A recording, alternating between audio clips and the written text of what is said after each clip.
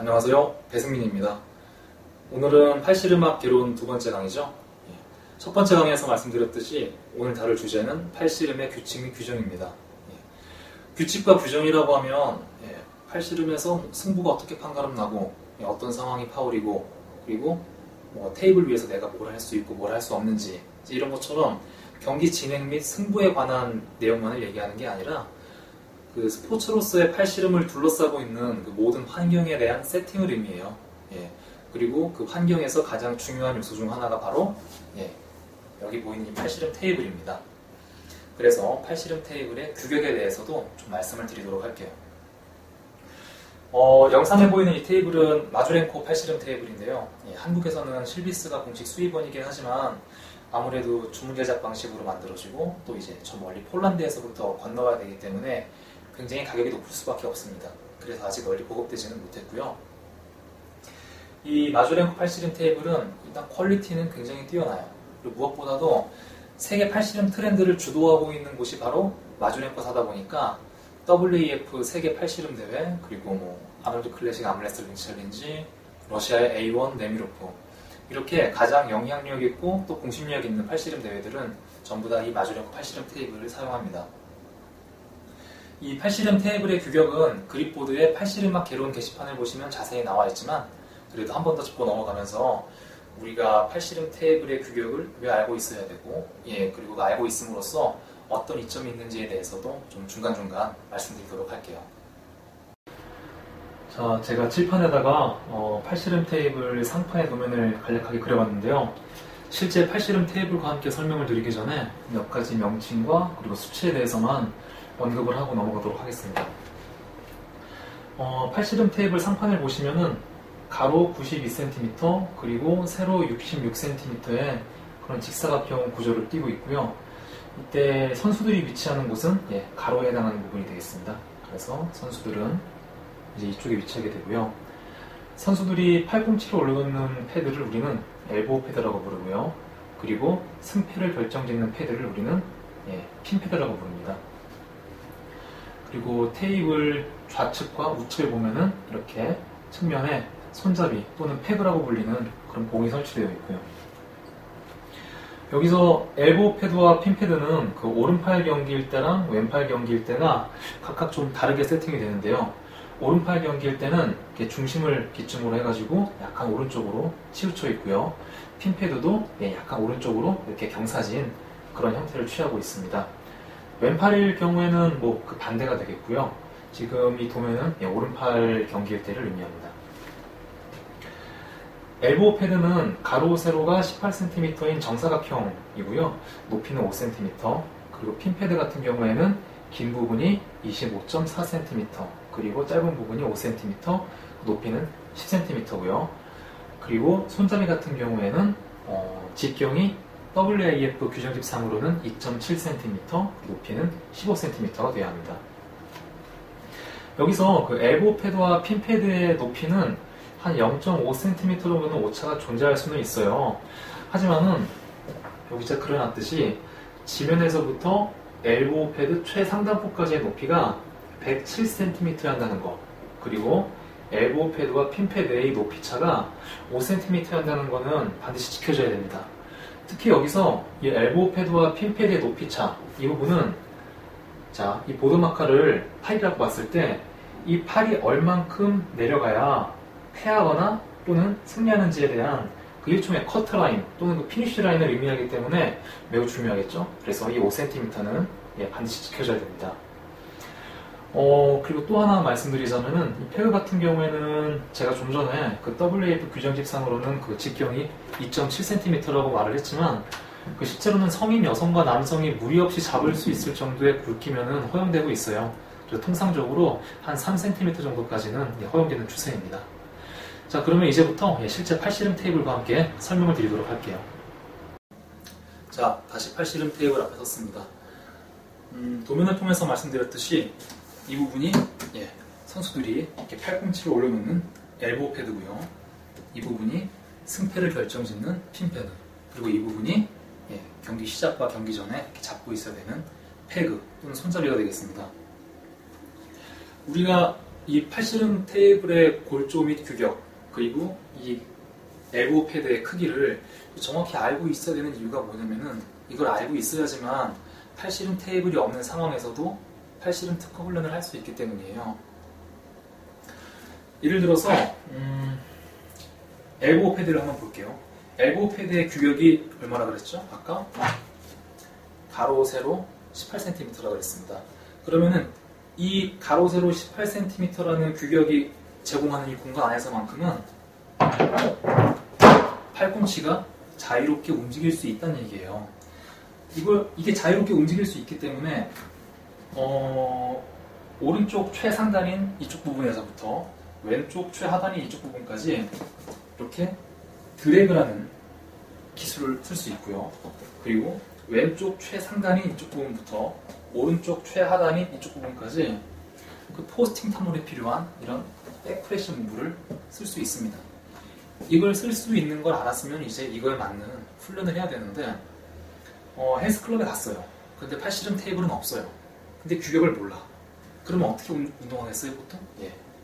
그렇지. 당기는 훈련. 상대방을 끌어당기는 훈련이니까 테이블 손잡이를 이렇게 당겨서 훈련을 합니다. 근데 이게 실제 팔씨름 테이블 규격에 맞나요? 안 맞죠? 근데 이거를 우리가 이해를 하고 알고 있으면은 이렇게 훈련을 할 수 있는 거예요. 비록 테이블이 없다고 가정을 하더라도 내 앞에 이렇게 정사각형 모양의 엘보우 패드가 있을 것이고, 가로 세로 길이가 대충 18cm 되니까, 자, 팔꿈치를 이 정도에 위치하고 여기서부터 이런 식으로 훈련을 할 수가 있는 거고요. 그리고 그 포스팅 탐롤에 필요한 백프레셔 같은 경우에도 그렇지, 한 이쯤에 위치하겠지. 이쯤에 위치하니까 여기서부터 이런 식으로 훈련을 할 수 있는 거고, 손잡이가 있는 걸 알아요, 우리는. 그럼 어떻게 해야 돼요? 여기서 그냥 이렇게 훈련하는 게 아니라 항상 시작 자세와 마찬가지로 어깨를 안으로 밀어넣고, 이왕이면 손잡이가 없더라도 있는 것처럼 가정을 하고 이런 식으로 훈련을 하거나 아니면은 이런 식으로 훈련을 할 수가 있다는 겁니다. 덤벨 컬을 한번 예로 들어볼게요. 우리가 웨이트 트레이닝 교본에서 말하는 덤벨 컬은 이렇게 자세를 바르게 하고 어깨를 펴고, 이렇게 어깨를 편 상태에서 이두근을 완전히 이완했다가 다시 완전히 수축을 시킵니다. 이걸 반복하죠. 근데 이게 실전 팔씨름에 도움이 될까요? 도움은 되겠지만 효율적이진 않죠. 특허 훈련은 아니에요. 그럼 이걸 특허 훈련으로 어떻게 바꿀 수 있냐면은, 일단 팔씨름 테이블의 높이가 지면에서부터 엘보우 패드 최상단까지 107cm라는 걸 우리가 알고 있어요. 알고 있기 때문에 팔씨름 테이블을 실제로 한번 사용해 볼 기회가 있으면은, 시작 자세가 이 정도야. 그러면 이걸 몸으로 기억을 하고 있다가, 그리고 어깨를 반드시 펼 이유가 있어요, 없어요? 없죠. 팔꿈치를 명치 근처로 약간 끌어당긴 다음에 이 상태에서 덤벨 컬 또는 해머 컬이라고 불리는 동작을 하는 게 팔씨름 특허 훈련이라는 거죠.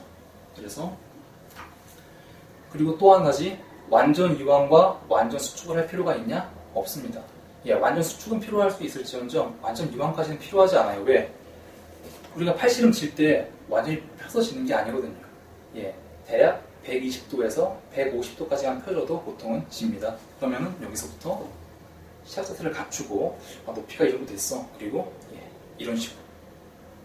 제가 지금 정확하게 훈련을 하고 있지는 않은 이유가 나중에 훈련 방법과 그리고 기술에 대한 부분을 좀 더 상세하게 설명할 거기 때문에 그렇습니다. 여기서 이런 식으로 훈련을 한다거나 또는 이런 식으로 훈련을 할 수가 있다는 얘기예요. 그렇기 때문에 우리가 팔씨름 테이블의 규격을 정확히 알고 있어야 되고, 이 규격을 활용한 훈련을 할 수 있어야 된다는 얘기입니다. 그러면은요, 이 다음에는 그 WEF 국제 팔씨름 규정에 따른 내용을 좀 설명해 보도록 할게요. 자, 이전까지 그 팔씨름의 규칙 및 규정 중에서 팔씨름 테이블의 규격에 대해서 한번 다뤄봤고요. 우리가 이 규격을 왜 알고 있어야 하는지에 대해서도 언급을 좀 해봤습니다.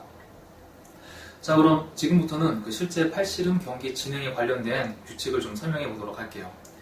제가 WEF 세계 팔씨름 연맹에서 제공한 그 국제 팔씨름 규칙 및 규정을 번안해서 그립보드에 올렸는데, 예, 대한민국 팔씨름 국가대표 선발전이나 아니면 베테랑 팔씨름 슈퍼매치에 참가하고자 하시는 분들은 본 규정을 꼭 한번 읽어주시기 바랍니다.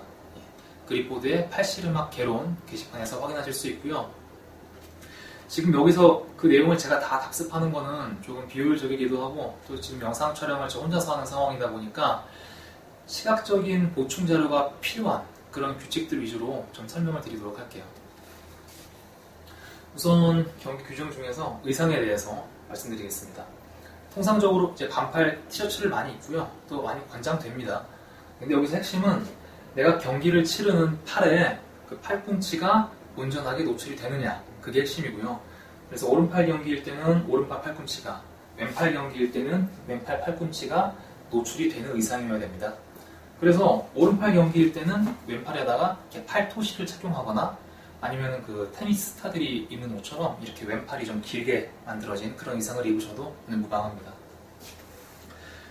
그리고 모자는 원칙적으로는 허용되지 않지만 이렇게 프로 팔씨름 대회 같은 경우에 아니면 뭐 이벤트성 팔씨름 대회 같은 경우에는 선수들의 좀 개성이 드러나고 또 존중되어야 될 필요가 있다고 여겨져서 좀 주최 측 판단하에 허용이 되는 경우도 있어요. 그립보드에서 주최하는 팔씨름 대회 같은 경우에는 허용을 하고 있고요. 단지 이렇게 챙이 있는 모자 같은 경우에는 썼을 때 모자 챙이 상대방 선수의 머리에 부딪힐 수도 있고 또 그 심판의 시야를 가릴 수도 있기 때문에 반드시 챙이 뒤로 오도록 해서 착용을 해주셔야 됩니다. 그리고 이제 팔씨름은 양 선수가 손을 맞잡음으로써 시작하는 스포츠잖아요. 그러다 보니까 손톱을 반드시 짧게 다듬어서 상대방 선수에게 불필요한 부상을 초래하지 않도록 조심해 주셔야 되고요. 그리고 손에 땀이 많이 날 수 있기 때문에 이렇게 고체 탄마나 아니면 탄막가루 아니면 이렇게 로진백을 사용하셔도 괜찮습니다. 그리고 손을 맞잡는, 즉 그립업을 하는 과정에서 이렇게 그립을 잡았을 때 우리가 엄지의 첫 번째 마디, 즉 이 부분이 반드시 보여야 돼요. 여기를 우리가 뭐라고 부르냐면 보통 너클이라고 부릅니다. 너클이 반드시 보이도록 이렇게 잡아야 되고 내가 유리한 포지션을 점령하고 싶다고 해서 무작정 위로 올려서 너클이 그 심판의 시야에서 가려지도록 하면은 시작을 할 수가 없습니다. 그리고 손을 맞잡은 뒤에는 과도한 백프레셔를 줘가지고 상대 선수의 손이 정중앙에서 이탈하도록 하는 일이 없어야 되고요. 백프레셔라고 하면은 이렇게 상대방의 손 또는 상대방을 내 쪽으로 끌어당기는 힘을 의미하는데 이게 경기 시작 전부터 과도하게 적용이 돼 있으면은 상대방 선수의 손이 계속 딸려고 했죠. 그렇게 되면 공정한 경기 시작이 불가하기 때문에 그런 행위는 삼가해 주시기 바랍니다. 그리고 양 어깨는 나란히 위치해야 되는데 이 말은 뭐냐면 이렇게 양 손잡이가 이루는 센터 선이 있어요. 이 센터 선과 내 양 어깨가 나란히, 즉 평행을 이루란 말입니다. 우리가 경기 영상을 보다 보면은 심판들이 선수의 어깨를 툭툭 치는 그런 상황을 볼 수가 있는데 그게 바로 선수의 한쪽 어깨가 평행을 이루지 않도록 이렇게 밖으로 치우쳐 있을 때 이걸 안으로 넣으라는 그런 제스처를 보여주는 거고요. 그리고 시작 전에 어깨와 하완, 그리고 턱과 손 사이에는 주먹 하나가 통과할 수 있을 정도의 공간이 확보가 되어야 됩니다. 즉, 이 정도, 그리고 턱과 손 사이에도 이 정도. 통상적으로 약 10cm 정도라고 보시면 돼요. 그래서 뭐 시작부터 이렇게 가깝게 시작을 하는 것은 불가하고요. 그리고 심판 구호 중에서 핀에 대해서 좀 설명을 드릴게요. 핀이라고 하면은 이 손목 라인에서부터 손끝까지 어느 한 부위가 이 핀 패드에 직접적으로 접촉을 하거나 아니면은 핀 패드 밑으로 내려갔을 때를 핀이라고 말하는데, 즉 경기의 승패가 갈렸으니 더 이상 경기를 하지 마십시오. 이런 의미로 해석을 하시면 돼요. 그러면 이제 어떤 상황에서 원인, 즉 경고를 받을 수 있는지에 대해서 한번 얘기해 보도록 할게요. 참고로 워닝 2번은 파울 1번에 해당한다는 걸 꼭 알아주시고요. 워닝을 받는 경우는 크게 3가지가 있습니다. 첫째는 심판의 시작 구호, 즉 레디 고, 이 고라는 구호 전에 내 손이나 팔 또는 어깨가 움직였을 때, 이럴 때 경고를 받게 되고요. 두 번째는 경기 진행을 고의로 방해하거나 지연시켰을 때, 아까 잠깐 언급했듯이 이렇게 시작 자세를 다 잡은 상태에서 과도하게 백프레셔를 줘서 상대방 선수의 손이 이탈하도록 하는 것도 어떤 고의적인 경기 방해라고 볼 수 있겠죠. 이런 상황에서도 경고가 선언됩니다.